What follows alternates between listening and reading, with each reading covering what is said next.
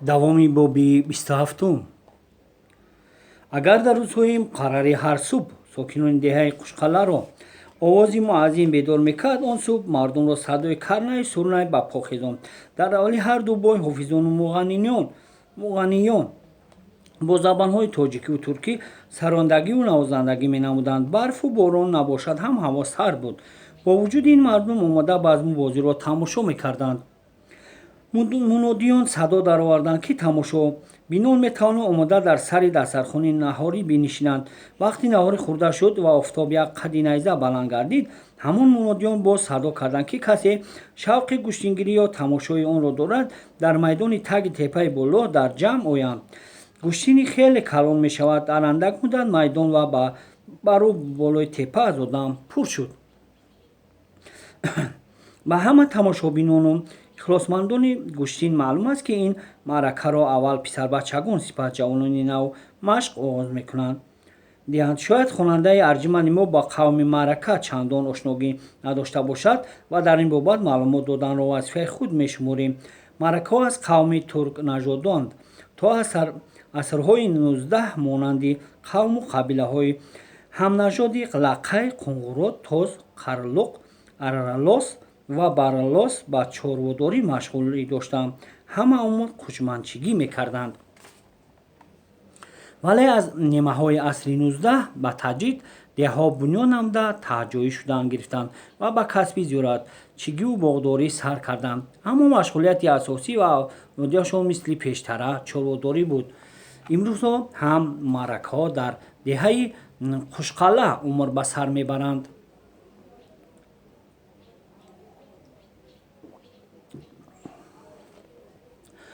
доварон ҳам ҳар кадом ба забони шеваи хоси худ эълон карданд, ки ҳар ҷавоне майли гӯштингирӣ дорад ба сару тани махсус ба майдон даромада нишинад.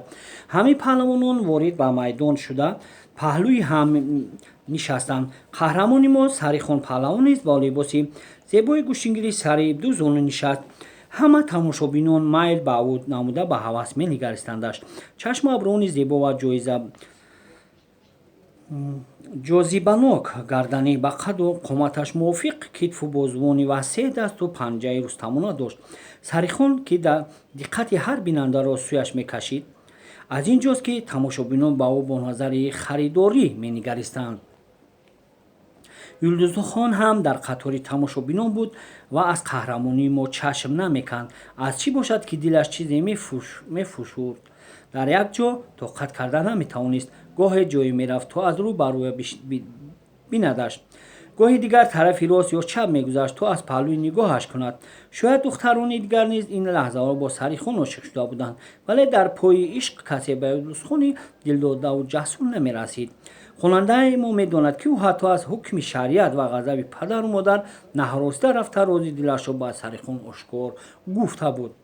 ҳоло ҳам шарму иффати духтарон ва ҳаё тарснеъ аз мардум занҷири пояш гашта буд.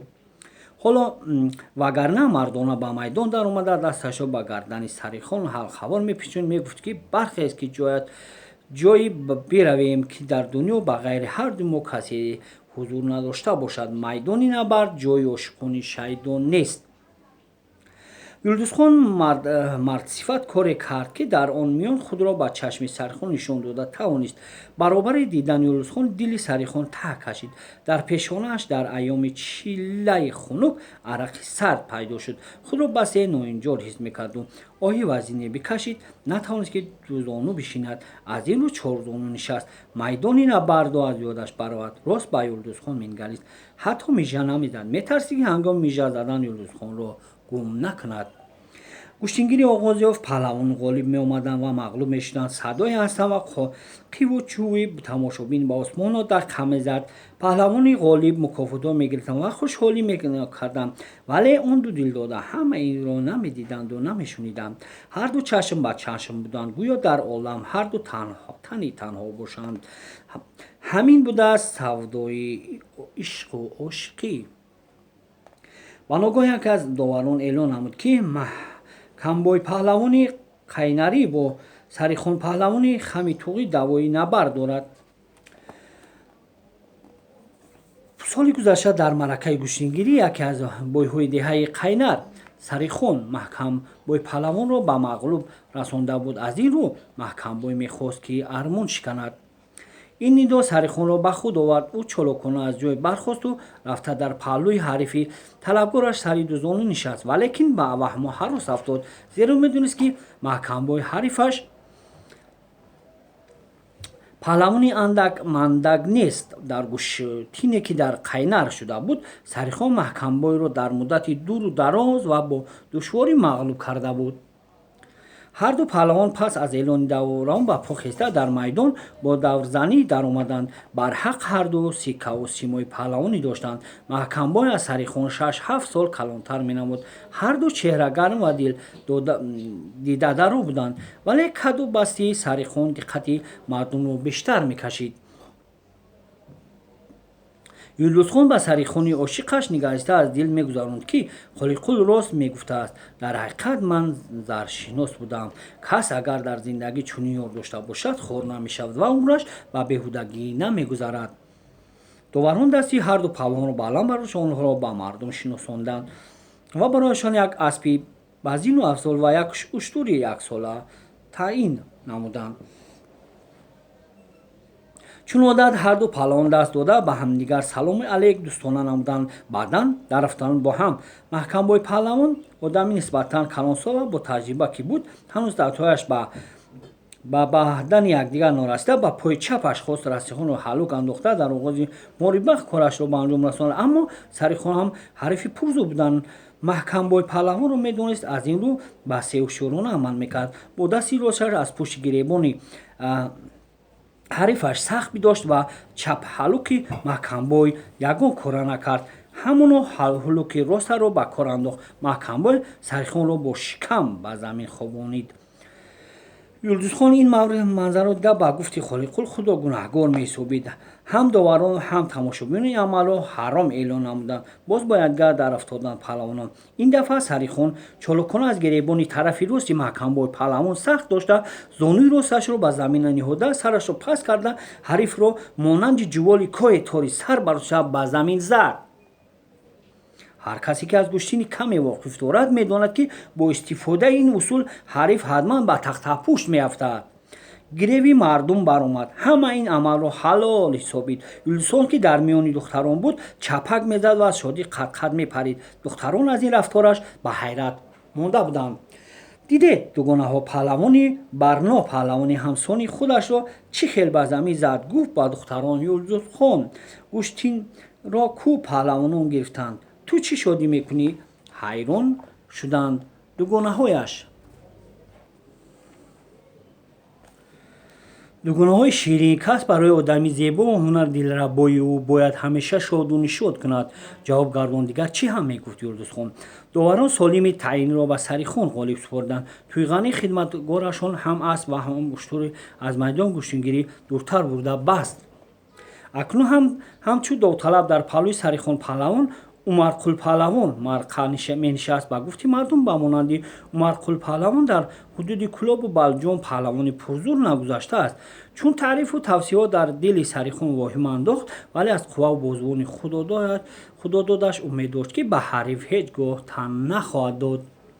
даврон ҳар ду паҳлавонро ба тамошобинон муаррифӣ намуд. доварон чун анъана ҳарифон дар оғози хуб ҳар бо якдигар дӯстона салому алейк карданд, баъдан дастонашро боло бардошта, рақскунон майдонро як маротиб давр зада баромаданд. сипас омода рӯ ба рӯи ҳам истоданд. ҳар кадам пай мепоид, ки аз либос ё футӯи миёни ҳариф гирифта ӯро дар ғафлат гузошта сари китф ё сари севҷияш бигиранд ё тавассути чап ҳалуки ногаҳонӣ ба тахтапӯш хобонадаш. вале ин амал ба ҳарду паҳлавон муяссар намешуд. Умарқулпаҳлавон хост сарихонро сари гардан бигираду чуноне ки сарихон маҳкамбойро зада буд, афтонад ва қасоси паҳлавони ҳамдиҳашро ситонад. аммо гӯё пойҳои сарихон ба замин мехкӯб карда шуда бошанд. ин кор ҳеҷ даст намедодаш. аз ин рӯ Умарқул аз ин раъяш гашта услуби чап ҳалугро кор фармуд. вале сарихон бо вуҷуди ҷавонияш ҳамаи усулҳои гӯштгириро медонист ва қобилият карда метавонист. зуд дасташро аз таги манаҳи ҳарифаш дароз карда аз гиребонаш сахту маҳкам доштан гирифт. гӯшингирони машқӣ медоданд ки дасташро аз таги манаҳи ҳариф дароварда аз гиребон ҳариф сахт бидорад ба воситаи чапҳалук дигар ягон коре карда намешавад. умарқулбой паҳлавон пуртаҷриба инро медонист. пои чапашро таъҷилан аз ҳалук халос карда пои росташро аз байни чатани сарихун андохт ва хост ӯро сари севҷӣ бигирад. аммо сарихун санге буд ки решааш дар кӯҳпораи устувор. сарихун ҳамоно фурсати муносиб ёфта умарқулпаҳлавонро бо камараш даровард ва боло бардошташ. умарқулпаҳлавон чунон мепиндошт ки дар чанголи амбурест. зур мезад, вале зурзанҳояш ягон натиҷа намедод. сарихун ҳарифашро ба замин заданӣ шуд, вале умарқул ҳам паҳлавони сахт машқӣ буд. ҳангоми афтидани худро ба шикам партофт ки ин ҳол маҳсуб наёфт. ҳарду аз нав ба ҳам дардофтанд. ба ногоҳ умарқулпаҳлавон дар ҷои нозукии сарихун бо зону зад. сарихун дар ҷояш нишаст, аз дарди ҷонуко чун мор печтоб мехӯрд. ҳама ин амали зишти умарқулро бидид. тамошобинон аз чор тараф лаънатбораш менамуданд. мегуфтанд ки умарқул паҳлавони қотил будааст. аз доварон талаб мекарданд ки аз майдон барорандаш. юлдузхон сарихунро ба ин ҳол дида умарқулро дуои бад мекард, било ки қариб монда буд ки ба майдон баромада аз гиребони ҳарифи сарихун бигирад, вале боз ҳамин иффати духтаронаш раҳ намедод. вало ки ин мард не зан будааст, бо қаҳру алам мегуфт сӯи духтаргонаҳояш фақат дар сару рӯймол надораду бас. норимбой ин ҳолати сарихунро дида тарсид. аз доварон иҷозат гирифта ба майдон даромад. сараввал хост ба сари умарқул якчанд тозиёна адабомӯз бизанад, вале зуд аз раяш гашт. назди сарихун омада пурсонаш гардид. сарихун ҳанӯз ҳам печутоб мехӯрд. ота худатон дидед кӯ? ба зур ҷавоб дод сарихун. умарқул акнун назди ҳарифи писараш рафт. норимбой аз бисёр касон шунида буд ки вақте ҳарифат аз ту зуртар аст, зурдастӣ дорад, ба ҳамин гуна усулҳо ба ӯ фишор меорӣ ва аз майдон мебарорияш. лаънат ба ту ба чунин паҳлавонӣ. маро бубахшед бойбобо ҳузур овард. умарқулпаҳлавон кори ғофил шуд. ягон кори ғофилият набуд. ғазаби норимбой ҳеҷ паст намешуд. ин корро барқасд кардӣ. агар туй намебуд дасту поятро бастаон чунон қамчинкорият мекардам ки чунин амали ноҷавонмардонатро як умр аз ёд намебаровардӣ. бойбобо ҳазорон бор номаъқул кардам, ҳамин бор бубахшедам. ба илтиҷо даромад умарқулпаҳлавон. майлаш ин дафъа мулоимтар шуд норимбой, вале мебинем агар зарбаи задаат ба ҷисму ҷони писарам зиён расонда бошад, бовар бикун аз таги замин ёфта ҷазои сахтат медиҳам. норимбой дигар чизе нагуфт, аммо ҳама тамошобинон қотиёна талаб мекарданд ки умарқули ҳаромбозро ҳамчун ҳарифи мағлуб шармандавор ба дар суданд ва солими ғолибиятро ба сарихун бидиҳанд. доварон талаби мардум ба ҷо оварданд. дар ин лаҳза сарихун андак ба худ омад ва ба ёри падараш ҳарчанд бо азоб бошад ҳам ҷониби ҷои нишаст ҳамдиҳагонаш раҳ пеш гирифт. доварон солимро ки аз аспи базину афзол ва як уштур иборат буд ба номи сарихун эълон доштанд. баъд эъломи доварон вақти сарихунпаҳлавон дар такияи падар меистод, худро ба даст гирифт. низ ба мардум эълон намуд ки ман ин солимро пазироӣ намедорам, зеро ман ҳанӯз ин паҳлавонро мағлуб накардам. ва дар қатори ҳамдиҳагонаш рафта нишаст. доварони азиз, хитоб намуд норимбой ба сӯи доварон ки ҳанӯз даруни майдон буд. ин одам ишора ба умарқул дошт.